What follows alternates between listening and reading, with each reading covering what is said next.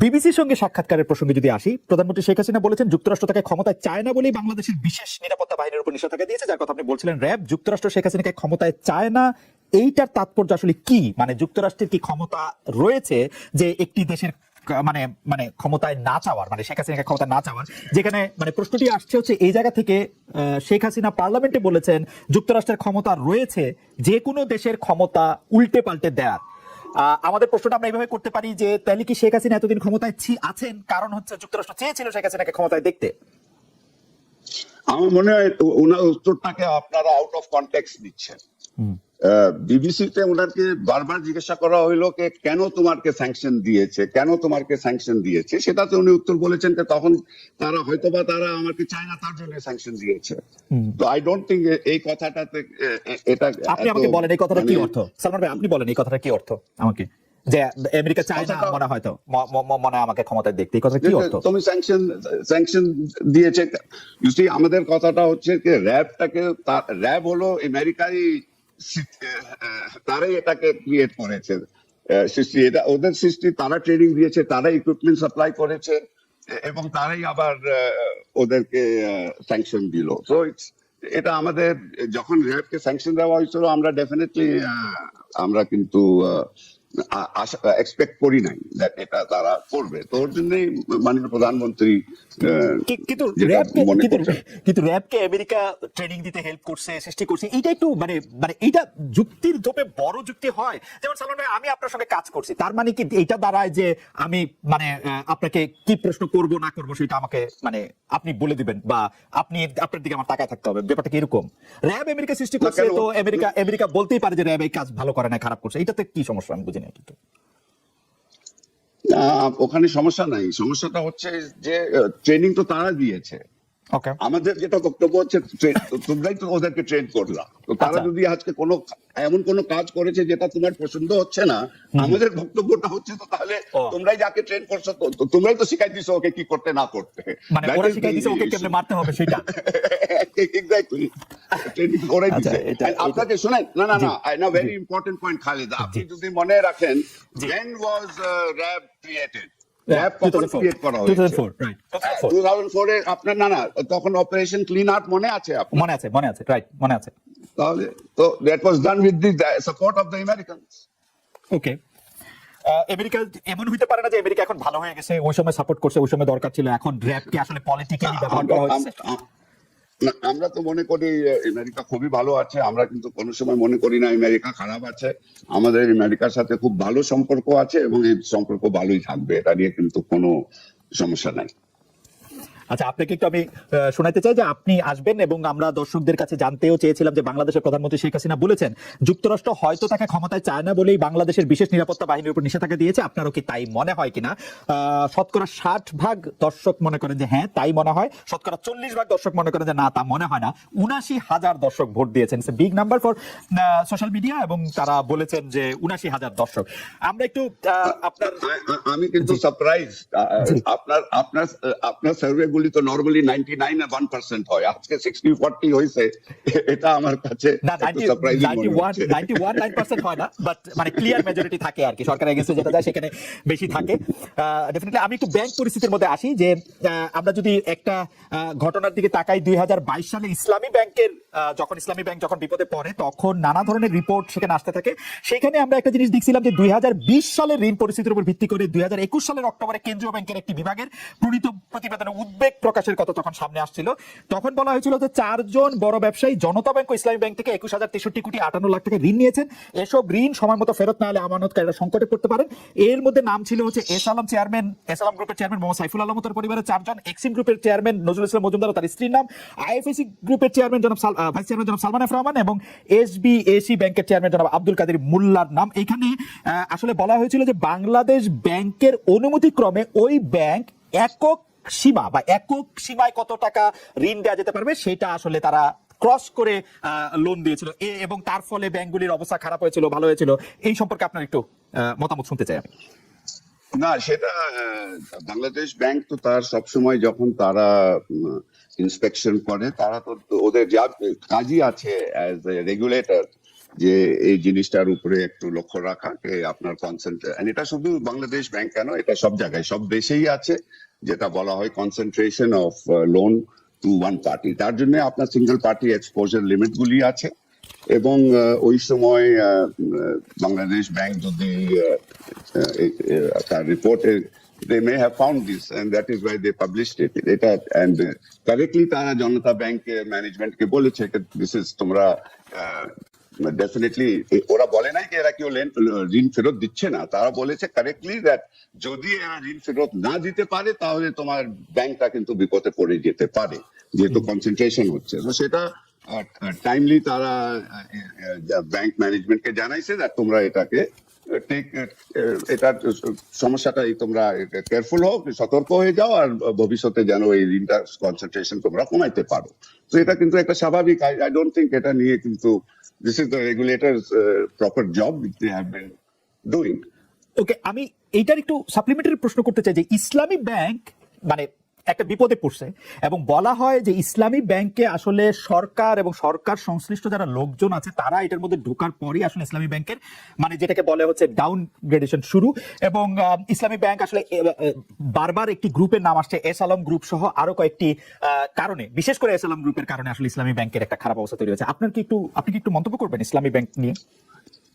এখানে যেটা আছে, আমি মন্তব্য যেটা করবো ইজ দ্যাট যেটা বাংলাদেশ ব্যাংক যে কথাটা বলেছে, because it is basically Bangladesh ব্যাংকের দায়িত্ব অ্যাজ এ রেগুলেটর যে কোনো ব্যাংকে এই ধরনের কোনো জিনিস যখন বের হয় তাদেরই কাজ হলো to do the inspection and take the necessary remedial steps. তো ইসলামিক ব্যাংকের ব্যাপারে আপনারা জানেন বাংলাদেশ ব্যাংক পাবলিকলি বলেছে যে তারা দেখেছে যেখানে যেখানে তারা ইরেগুলারিটি পেয়েছে তারা ব্যাংকের কর্তৃপক্ষকে বলেছে যে এটাকে তোমরা ঠিক করো, সলভ করো। এবং ডাইরেক্টলি আমি কিন্তু বাংলাদেশ ব্যাংক থেকে আমি কিন্তু এস আলম গ্রুপের কোনো অ্যালিগেশনটা আমি শুনি নাই। এখন খবরের কাগজ না, আমি খবরের কাগজ না, আমি আসলে কাগজ বলতেছে না, খবরের কাগজ ছাড়াও যদি আমি বলি, ইসলামী ব্যাংকের যে 30 জন শীর্ষ ঋণ গ্রহীতা ছিল তার মধ্যে হচ্ছে যে যাদের 3 জনের কাছে সবচেয়ে বেশি ঋণ ছিল বা সবচেয়ে বেশি লোন ছিল সেই 3টা কোম্পানি হচ্ছে এস আলমের।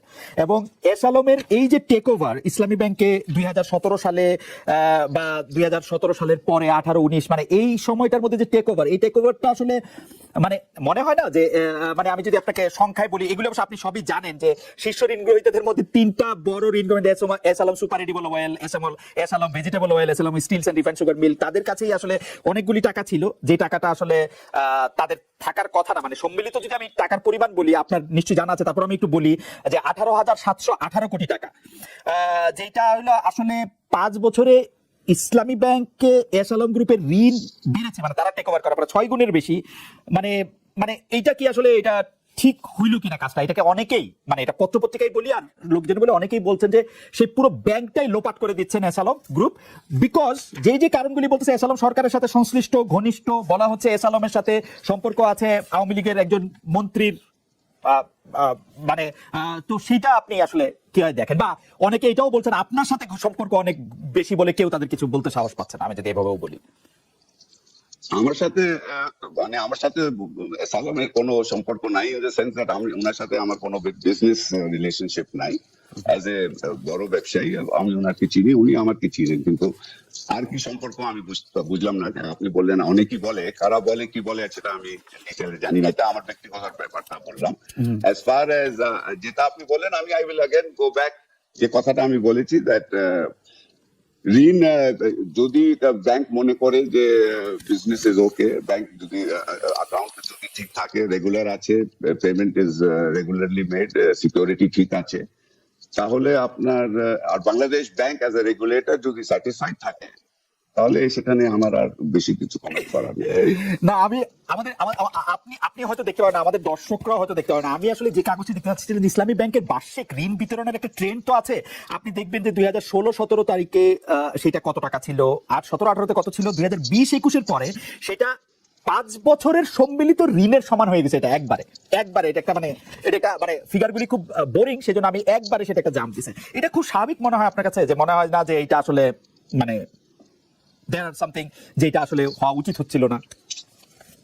আমি উচিত হইতেছিল না কিনা আমি জানি না, কিন্তু I am sure that Bangladesh Bank as a central bank will be monitoring this and they should monitor it. যদি আপনি আপনি বলছেন, আমি তো সবসময় বলি আপনার কাছে যে স্ট্যাটিস্টিক্স থাকে আমি সেই স্ট্যাটিস্টিক্স নিয়ে তর্ক বিতর্ক না বিশ্বাস করি না সরি আমি এই কথাটা বলি না কে বিশ্বাস করি না, আমি বলি আপনার কাছে যে স্ট্যাটিস্টিক্স থাকে আমি যেহেতু অ্যাডভান্স নোটিস পাই না, আপনি কোন স্ট্যাটিস্টিক্স ব্যবহার করেন ওটার উপরে আমি হোমওয়ার্ক করার সময় পাই না। That is I'm saying I'm not saying that আপনার স্ট্যাটিস্টিক্স রং আছে, কিন্তু আমি বলছি আপনি যেভাবে স্ট্যাটিস্টিক্স কোট করতে শুরু করেন, I am not in a position to comment on it because I have not done my homework on it. আপনি যদি এর পরে যদি আমাকে আগে থেকে নোটিস দিয়ে দেন, দেখেন এই স্ট্যাটিস্টিক্স আমি ব্যবহার করব, তাহলে আমি ওটার উপরে কিছু হোমওয়ার্ক করে আপনার সাথে তাহলে কাউন্টার দিতে পারি। আচ্ছা, definitely I will do that. আচ্ছা, আমি এবার একটা জেনারেল প্রশ্ন করি আপনার কাছ থেকে জানতে চাইবো যে আমরা কিন্তু দেখেছি যে এই সরকারের সমর্থক আমরা ব্যবসায়ীদের অত্যন্ত বেশি দেখছি। আপনার কাছে কি মনে হয় যে এই সরকার খুব ব্যবসা বান্ধব? এই প্রশ্ন কেন করছি তারও একটা কারণ আছে, আমি প্রশ্নটা শেষ করি যে 2009 সালে আওয়ামী লীগ যখন সরকার গঠন করে তখন খেলাপি ঋণ ছিল 22,481 কোটি টাকা।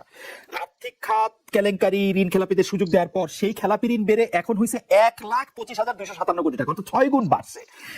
একটা ব্যবসা বান্ধব সরকারের কি এরকম হওয়ার কথা? যে মানে বোঝাই যাচ্ছে যে ব্যবসায়ীরা আসলে খুব ভালো অবস্থায় হয়তো নাই। জনাব সালমান আফরোয়ান, আমাকে আপনি বলেন দ্যাট আপনি যে বলছেন স্ট্যাটিস্টিক্স যে বললেন যে আপনার ঋণ খেলাপি বাড়ছে 6 গুণ, আপনি প্লিজ আমাকে বলেন অ্যাডভান্সেস টোটাল ব্যাংক অ্যাডভান্সেস কয় গুণ বাড়ছে? ব্যাংক অ্যাডভান্স 2009 থেকে এখন আপনার how much has the total advances gone up? অ্যাডভান্সেসও বাড়ছে। What is the size of অ্যাডভান্সেসও বাড়ছে। কত বাড়ছে? 4 গুণের মতো বাড়ছে। তাহলে আপনি তো জাস্ট সেইং কে 1 গুণ থেকে 6 গুণ বাড়লে তো হবে না। আপনার আমার 2009 সালে আমার জিডিপি সাইজ ছিল $96 billion. Today my GDP size হলো $460 বিলিয়ন। আমার বাজেট সাইজ কত বেড়েছে?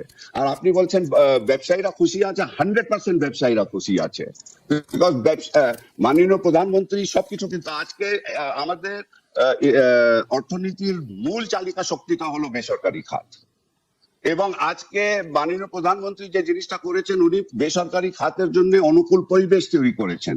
আপনার যেখানে আপনি তো জানেন 1996 এ there was one television station, আজকে কয়টা টেলিভিশন স্টেশন আছে বাংলাদেশে? আপনার প্রাইভেট এয়ারলাইন কয়টা আছে? আপনার পাওয়ার জেনারেশন কয়টা প্রাইভেট আপনার আছে? আপনার ব্যাংকগুলি প্রাইভেট কত হয়েছে? ইন্স্যুরেন্স কোম্পানি কতগুলি প্রাইভেট হয়েছে? আপনার আমি আপনাকে বলি 2009 সালে আপনার ব্যাংকিং সেক্টরে 80% of the bank was nationalized bank, banking সেক্টরের 20% was private bank। আজকে এটা টোটালি উল্টা হয়ে গেছে। তো আপনার কি আপনি বলতেছেন যে ব্যবসায়ীরা ডেফিনেটলি, আর আপনি যেভাবে কথাটা বললেন, আপনি মানে আপনি ইমপ্লাই করতে চাচ্ছেন ব্যবসায়ীরা খুশি আছে বিকজ আমরা এখানে ঋণ খেলাপি বাড়ছে, তার জন্য ব্যবসায়ীরা খুব খুশি আছে। ব্যবসায়ীরা খুব খুশি আছে বিকজ তারা গ্রামীণ টেলিকমের যে আয়, মানে অর্থাৎ 34% ফ্রম গ্রামীণ ফোন, তো সেটার বিভিন্ন সামাজিক ব্যবসার ক্ষেত্রে আপনি এটি ব্যবহার করছেন। আমাদের আরেকটি প্রশ্ন এরকম আসে যে এই যে সামাজিক ব্যবসা আপনি কোনটা শুরু করছেন বা কিভাবে শুরু করছেন বা কোনটা চালু করছেন, কোনটা চালু রাখছেন, সেই সিদ্ধান্ত নেয়ার প্রক্রিয়াটা সম্পর্কে আমাদের বলবেন। কেউ কেউ বলে থাকেন যে ডক্টর মোহাম্মদ ইউনূস একজন ভিশনারি, একজন স্বপ্নিক, তিনি যেভাবে চান সেভাবেই সেটি হয়ে থাকে। আসলে অন্য কারো খুব বেশি কিছু বলার বা করার থাকে না, বা প্রক্রিয়া বা যেটি আমরা বলি।